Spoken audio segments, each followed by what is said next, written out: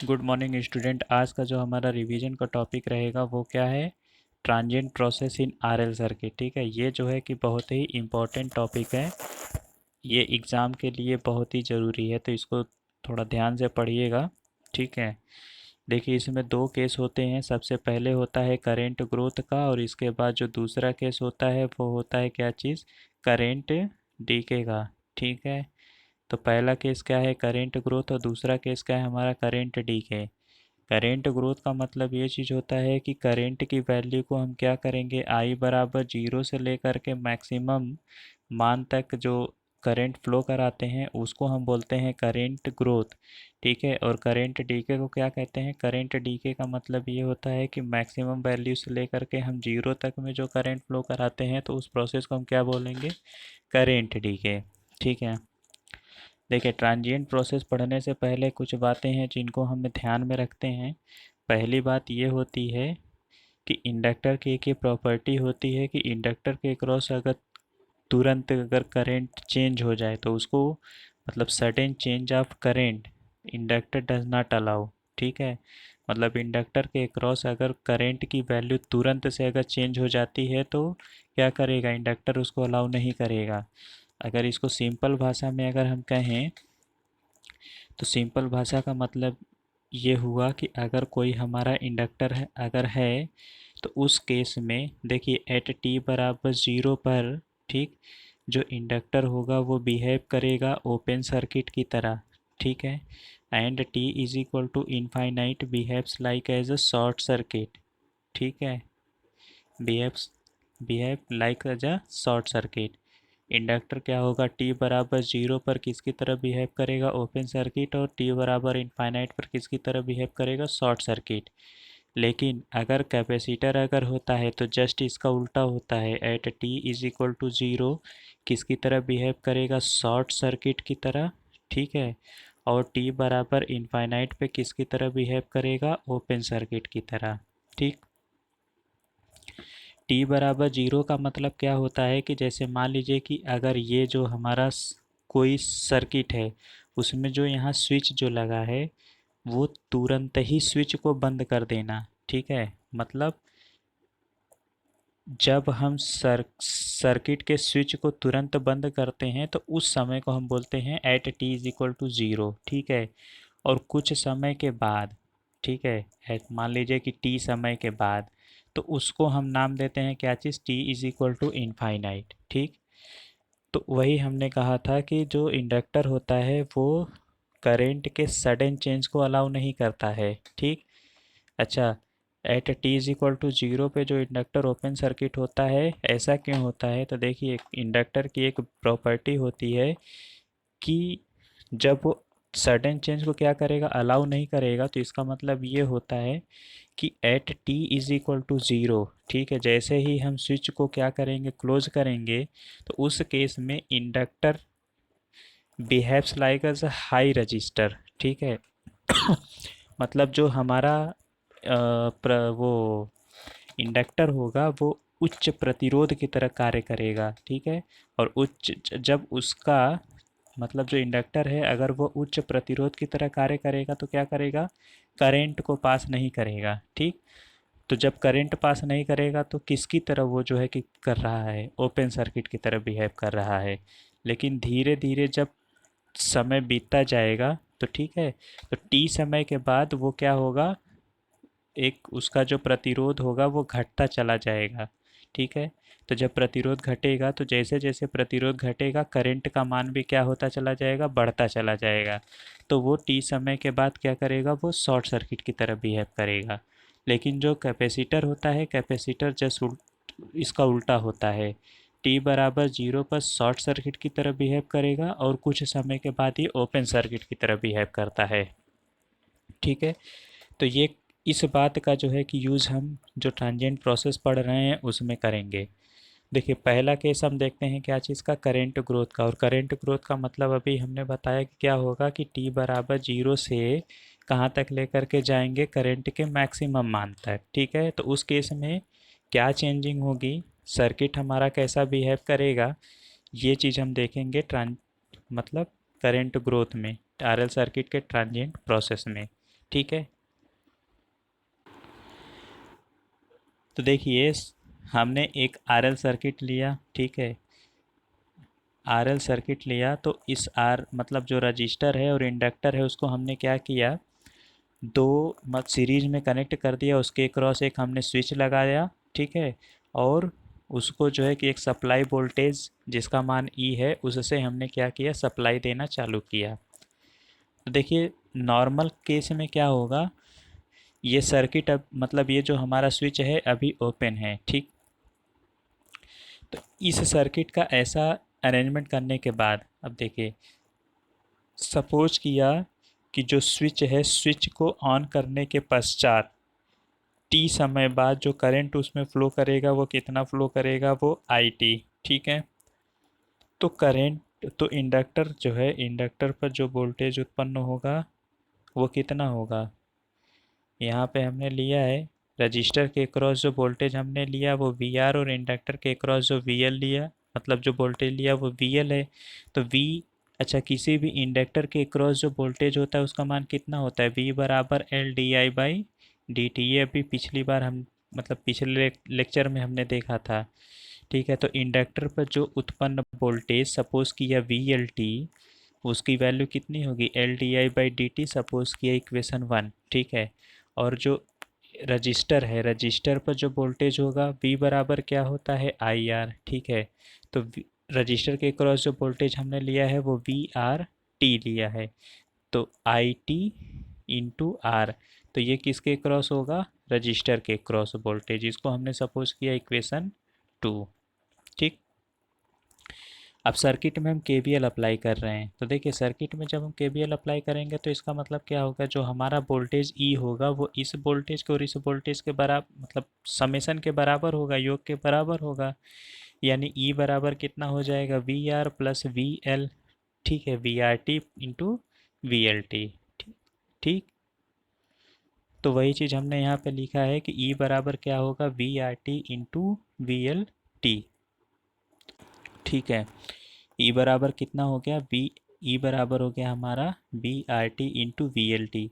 Value put कीजिए तो E is equal to कितना मिल जाएगा हमें, I T into R plus L D I by D T, है ना।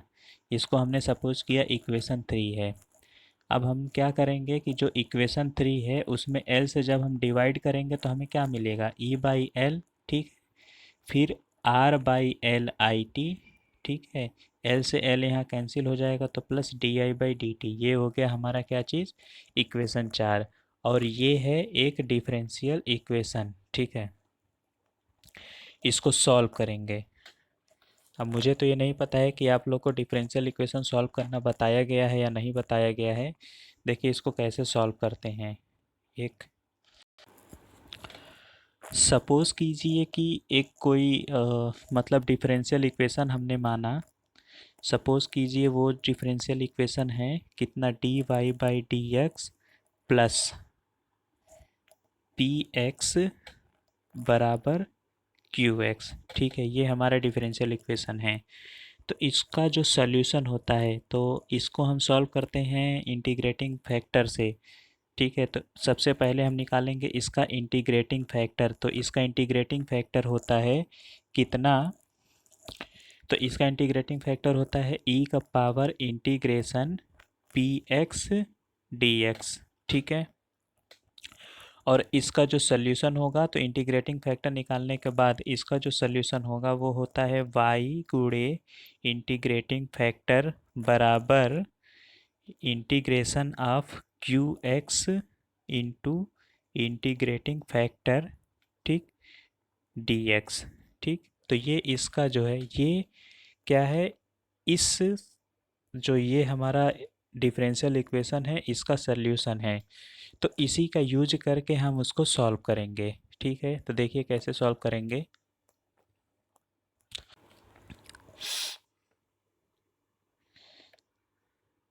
तो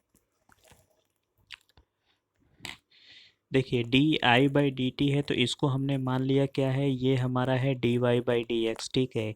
ये R by L I T है, तो ठीक है, तो इसको हम मान लेते हैं क्या चीज़, पी एक्स, ठीक है। और ई बाई एल है तो ये हो गया हमारा क्या चीज़, क्यू एक्स। तो D Y by D X plus P X बराबर हो गया हमारा क्यू एक्स। ठीक है, ये चीज़ है। तो इस इक्वेशन का अगर हम इंटीग्रेटिंग फैक्टर निकालेंगे, ठीक है, इस इक्वेशन का अगर इंटीग्रेटिंग फैक्टर अगर हम निकालेंगे तो इंटीग्रेटिंग फैक्टर कितना होगा, ई का पावर, ठीक है, इंटीग्रेशन पी एक्स होता था तो पी एक्स की जगह पे कितना है, आर बाई एल, ठीक, और डी एक्स है तो डी एक्स की जगह पे कितना है, डी टी। ठीक, अच्छा आई टी क्यों नहीं लिया, आई टी से ले लिया क्योंकि ये जो है कि टी का एक फंक्शन है। ठीक है, तो आर बाई एल कितना, डी टी। ठीक, तो जब हम इसको इंटीग्रेट करेंगे तो ई का पावर कितना हो जाएगा, R by L into T. ठीक है, R by L into T. तो ये हो गया हमारा किसका, इंटीग्रेटिंग फैक्टर। ठीक है, चलिए अब देखते हैं अब इसका सल्यूशन। अब हम इसका सल्यूशन अगर लिखेंगे तो क्या चीज़ मिलेगा हमें, इसका सल्यूशन मिलेगा y इंटू, वाई का मतलब क्या चीज़ हो जाएगा, डी, अरे आई टी। ठीक है, y का मतलब क्या हो जाएगा, आई टी। तो y इंटू इंटीग्रेटिंग फैक्टर कितना आया था, e का power r by L, E का power r by L into T. ठीक है, बराबर इंटीग्रेशन ऑफ क्यू एक्स की जगह पे, क्यू एक्स की जगह पे कितना है, e बाई एल। ठीक है, इंटू इंटीग्रेटिंग फैक्टर का मतलब हो गया e का power r by L T. ठीक, इंटू डी एक्स का मतलब हो गया डी टी, अब प्लस के। ठीक, तो ये इसका सल्यूशन हो गया, जो अभी हमारा इक्वेशन था कौन सा, ये इक्वेशन 4।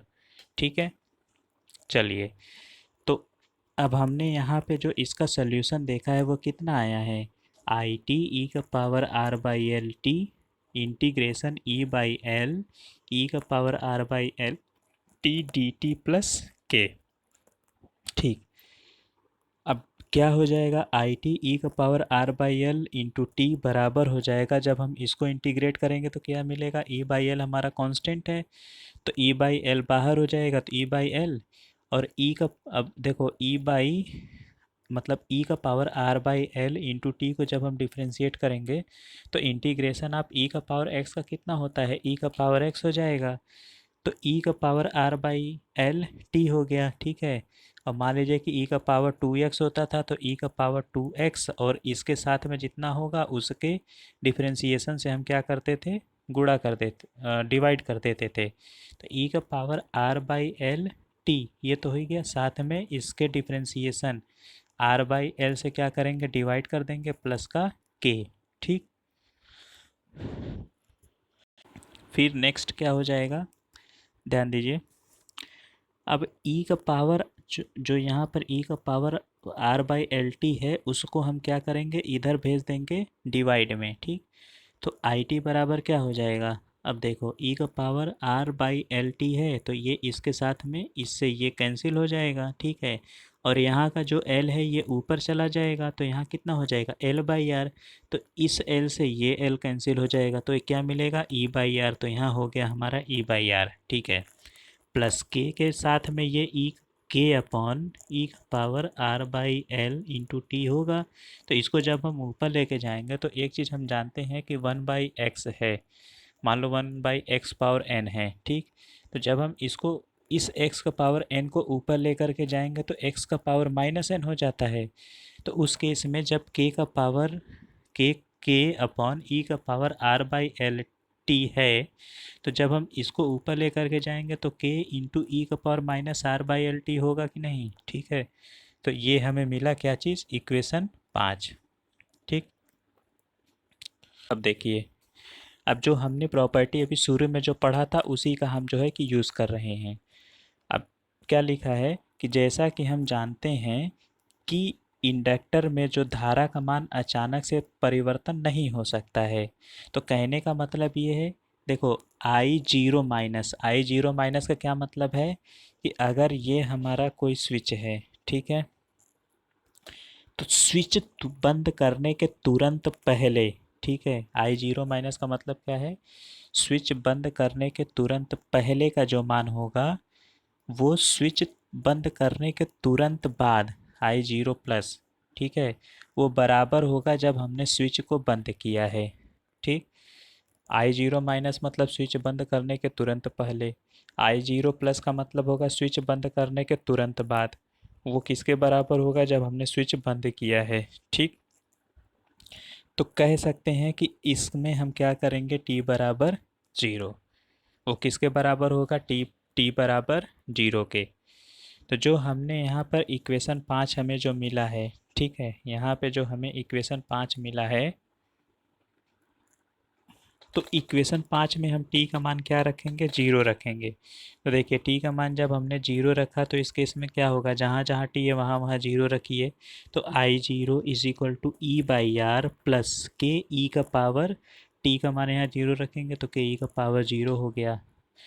ये हम टी बराबर जीरो क्यों रख रहे हैं, क्योंकि के अभी हमारा जो है कि एक क्या है, कांस्टेंट है, इसकी वैल्यू हमें निकालना है। ठीक है, के एक वैल्यू है, इस के की वैल्यू हमें अभी निकालना है।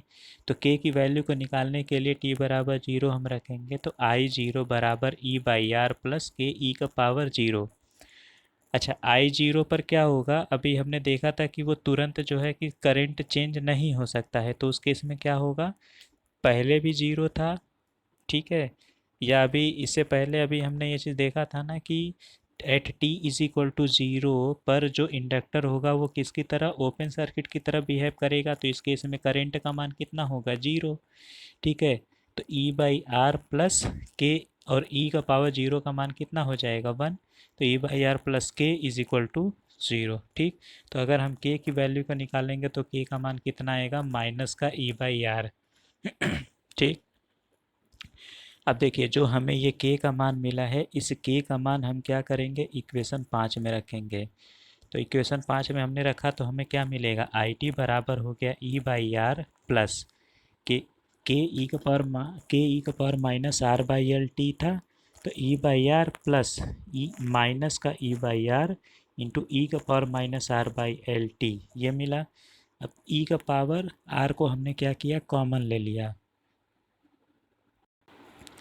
तो ई का पावर आर मतलब ई बाई आर को जो है कि हमने क्या किया, कॉमन ले लिया। तो हमें क्या चीज़ मिलेगा, यहाँ पे हमें मिला आई टी ई का पा ई ई अपॉन आर ब्रैकेट में, यहाँ पे वन बचा तो यहाँ वन लिखा, फिर माइनस हो गया ई का power minus R by L into T. ठीक है, तो ये जो इक्वेशन आया है वो एट टी बर मतलब जो current circuit close, sorry, switch close करने के टी समय के बाद, ठीक, जो ये हमारा आरएल सर्किट है, ठीक है, ये जो हमारा आरएल सर्किट है, इस स्विच को क्लोज करने के टी सेकेंड के बाद इसमें करंट कितना जो है फ्लो करेगा उसका मान आया है। ठीक है, तो टी समय के बाद ही करंट क्यों फ्लो करेगा, टी समय के बाद करंट इसलिए फ्लो करेगा क्योंकि जैसे ही हम स्विच को क्लोज करेंगे तो ये जो सर्किट होगा हमारा किसकी तरह बिहेव करेगा, ओपन सर्किट की तरह, तुरंत करंट फ्लो नहीं होगा। तो इसलिए हम टी समय के बाद उसमें करंट की वैल्यू निकालेंगे। तो टी समय के बाद जो करंट की वैल्यू आएगी उसका मान कितना होगा, उसका मान होगा ई अपॉन आर। ई क्या है, वोल्टेज, आर क्या है, रजिस्टेंस, वन माइनस ई, यहाँ पर ई जो लिखा है वो एक्सपोनेंशियल वैल्यू है। तो E to power minus R by L into T. ठीक है, इक्वेशन 6। तो ये हमारा करंट ग्रोथ का है। ठीक, अभी आगे देखिए, अगर हम आगे की बात करेंगे तो अब इस केस में क्या होगा, ये थोड़ी सी एक इम्पॉर्टेंट लाइन है। अब जो करंट का अस्थाई अवस्था में मान, ठीक है, अस्थाई अवस्था में का जो मान होगा, मतलब क्या होगा कि जब टी सेकेंड के बाद या कुछ समय के बाद, ठीक है, उस केस में जो करंट का स्थायी मान होगा उसको हम डिनोट करेंगे स्टेडी स्टेट करंट। ठीक है, स्टेडी स्टेट करंट, तो आई एस एस, ठीक है, स्टेडी स्टेट करेंट, और ये हमें कब मिलेगा, at T is equal to infinite पे। ठीक है, कब मिलेगा? ISS की जो वैल्यू होगी, मतलब स्टेडी स्टेट करंट कब मिलेगा? जब करंट स्थाई हो जाएगा, स्टेबल होगा। और करंट स्टेबल कब होगा? At t is equal to infinite. ठीक, तो at t is equal to infinite पर अब हम क्या करेंगे? तो जो हमारा जहाँ पर जो इक्वेशन 5 था, ठीक, इक्वेशन 5, इक्वेशन 5 हमारा कौन सा था? ये। तो t बराबर 0 पर रख करके हमने जो है कि e का मान निकाला था, ठीक है ना। तो हम यहाँ पे रखेंगे, देखो यहाँ इक्वेशन 6 में क्या करेंगे? t का मान अब रखेंगे इनफाइनाइट, ठीक है। तो t बराबर इनफाइनाइट रखने पर हमें क्या मिलेगा? Steady state current. ठीक, तो t बराबर इनफाइनाइट जैसे हम रखेंगे तो हमें क्या चीज़ मिलेगा? e बाई आर 1 माइनस ई का power minus R by L into infinite. इसका मान कितना होगा? e by R. क्यों होगा? ध्यान दीजिए, क्या चीज़ हमें मिला है? e बाई आर, ठीक है, 1 माइनस ई का पावर माइनस इनफाइनाइट। ठीक, तो इस केस में देखिए e का पावर माइनस इनफाइनाइट है। ठीक, तो हमने अभी देखा था कि x का पावर माइनस एन है, तो इसका मतलब क्या होगा? 1 upon x to the power n. तो इसको हम क्या चीज़ लिख सकते हैं? 1 अपॉन ई का पावर इनफाइनाइट। और e का पावर इनफाइनाइट, अगर किसी भी संख्या का पावर अगर इनफाइनाइट है तो उसका भी वैल्यू हमें कितना मिलेगा? सॉरी, अगर 1 माइनस ई का पावर माइनस इनफाइनाइट है, इसको हम लिखेंगे 1 अपॉन ई का पावर इनफाइनाइट। तो अगर किसी भी कोई संख्या अगर है तो उसका जो वैल्यू है, तो इसको हम क्या लिख सकते हैं? इनफाइनाइट। ठीक है, और इन तो 1 अपॉन इनफाइनाइट हुआ। और इनफाइनाइट का मतलब क्या होता है? 1 upon any number upon zero. तो ये ज़ीरो चला जाएगा ऊपर, ठीक है, तो ये ज़ीरो ऊपर चला जाएगा, तो ये संख्या हमें क्या चीज़ मिल जाएगा? ज़ीरो। तो यानी e का पावर माइनस इनफाइनाइट का मान कितना हो गया? ज़ीरो। तो यहाँ क्या बचेगा? 1। ठीक, तो e का पावर माइनस इनफाइनाइट की वैल्यू कितनी हो गई? ज़ीरो। तो e बाई आर हमें मिला। तो स्टेडी स्टेट करेंट में, मतलब steady state at t is equal to infinite, तो जो करेंट होगा वो कितना होगा? e by R. ठीक है, देखो दो दो कंडीशन हमें मिला at t is equal to zero पर। ठीक है, मतलब जब हमने सर्किट को, सॉरी स्विच को जब हमने क्लोज किया तो उस केस में जो हमें करंट मिलेगा वो इतना मिलेगा। कितना? e बाई आर 1 माइनस ई का power minus R by L T. लेकिन जब हमारा क्या होगा? कुछ समय बीत जाएगा, यानी at T is equal to infinite, तो स्टेडी स्टेट करंट उसको हम कहेंगे। और स्टेडी स्टेट करंट की वैल्यू हमें कितना मिलेगा? E by R. ठीक, तो इस केस में हम ये कह सकते हैं क्या? कि करंट का मान आई बराबर जीरो से प्रारंभ होकर अनंत तक पहुंच जाती है। ठीक है, अनंततः, सॉरी, करंट आई बराबर जीरो से स्टार्ट होकर के करंट कहाँ तक पहुंच जाएगी? ई बाई आर तक। और ई बाई आर तक कब पहुंचेगी? जो है टी बराबर इनफाइनाइट। तो अभी तक हमने क्या चीज़ देखा है? अभी तक हमने ये चीज़ देखा है यहाँ पे कि जो क्या होगा, करेंट करेंट आई बराबर जीरो से स्टार्ट होकर के फाइनली कहाँ तक पहुँच जाएगी? At T is equal to infinite पे ई बाई आर तक। ठीक है, अब देखिए, अब हम क्या करेंगे? अब ये तो हमारा रहा कौन सा? स्टेडी स्टेट करंट की वैल्यू। ठीक है, अब हम निकालेंगे कि इंडक्टर के एक्रॉस वोल्टेज कितना रहा। ठीक है, तो देखिए वी एल टी बराबर कितना हो जाएगा? L D I by D T, ये तो हमें पता था। ठीक, एल और I D by D T of I T. ठीक है, तो D by D T of I T की बात करेंगे तो आई टी का मान ये रहा हमारा, आई टी का मान ये है। ठीक है, तो इस आई टी के मान को हम क्या करेंगे? यहाँ पर पुट करेंगे। ठीक है ना, जब हम आई टी के मान को यहाँ रखेंगे तो D by D T of E by R 1 minus ई का power minus R by L into T. ठीक, तो अब हम क्या करेंगे? इसको डिफ्रेंशिएट करेंगे। तो देखो कैसे डिफ्रेंशिएट होगा। तो हमें क्या चीज़ मिला है? हमें मिला है d by d by D t. E by R क्या है? ई बाई आर एक मतलब उसको हमने क्या किया, कांस्टेंट है, तो इसका मान कितना हो जाएगा? ज़ीरो। ठीक है, कांस्टेंट का डिफरेंशिएशन क्या होता है? ज़ीरो। फिर ई बाई आर इसके साथ में मल्टीप्लाई हो जाएगा तो कितना होता है? ई बाई आर, ई का पावर एक्स का डिफरेंशिएशन ई का पावर एक्स ही होता है। ठीक है, तो ई बाई मतलब ई इंटू ई का power minus R by L into T. तो ये क्या है? हमारा ट्रांजिएंट वोल्टेज है। ठीक है, ट्रांजिएंट करंट का मान कितना मिला है हमें? ट्रांजिएंट करंट का मान ये है, और ट्रांजिएंट वोल्टेज का मान हमें कितना मिला है? इतना मिला है। ठीक, अब हम इसको ग्राफ से समझेंगे। तो देखिए, जब हम, ये हमारा क्या हो गया है? टी मतलब टाइम एक्सिस, और ये हमारा क्या है? Current axis. ठीक है, तो देखिए जैसे जैसे टाइम बढ़ता जाएगा वैसे वैसे क्या होता जाएगा? करंट का मान भी क्या होगा? बढ़ता चला जाएगा। ठीक है, तो करंट का मान बढ़ेगा तो मतलब ये हो गया कि एट टी बराबर ज़ीरो पर करंट का मान कितना था? ज़ीरो। ठीक है ना? तो जैसे जैसे टाइम बढ़ता चला गया करंट का मान भी क्या होता चला जाएगा? बढ़ता जाएगा। क्यों? इसलिए क्योंकि अगर ये हमारा अगर आरएल सर्किट अगर है तो इसके क्रॉस हम जान, इंडक्टर के क्रॉस हम क्या देख रहे थे कि अगर जैसे ही हम सर्किट मतलब ये अगर स्विच है, अगर इसको हम तुरंत क्लोज करेंगे तो इंडक्टर के क्रॉस कोई करंट फ्लो नहीं होगा, तो इस केस में टी बराबर जीरो पर क्या होगा? आई का मान कितना होगा? जीरो। ठीक है, तो आई का मान जीरो हो गया। लेकिन जैसे जैसे टाइम बढ़ता जाएगा तो वैसे वैसे ये उच्च प्रतिरोध से क्या हो जाएगा?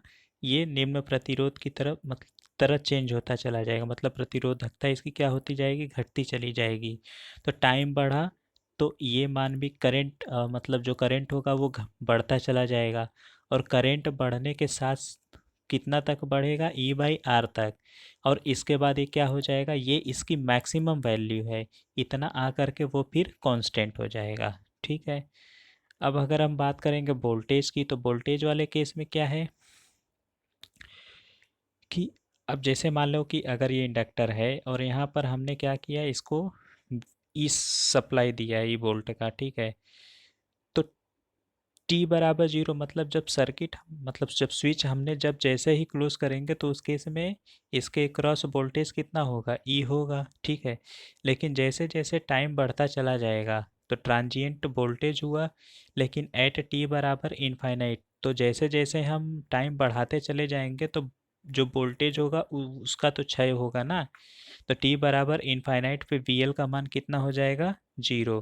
तो इस केस में हमें वोल्टेज का ग्राफ कैसा मिलेगा? इस तरीके से। ठीक है, तो ये रहा हमारा ग्राफ। हाँ, और एक चीज़ और है, टाइम कांस्टेंट। देखिए टाइम कांस्टेंट क्या होता है? तो जो ट्रांजिएंट पीरियड है, तो ट्रांजिएंट पीरियड में करेंट का जो मान है वो शून्य से बढ़कर अपने मैक्सिमम वैल्यू का जब 67% हो जाता है तो उस टाइम को हम क्या कहेंगे? Time constant. ठीक है, अब हम आगे देखेंगे शॉर्ट सर्किट करंट का करंट डी के, जो कि हम कल इसको देखेंगे। Thank you.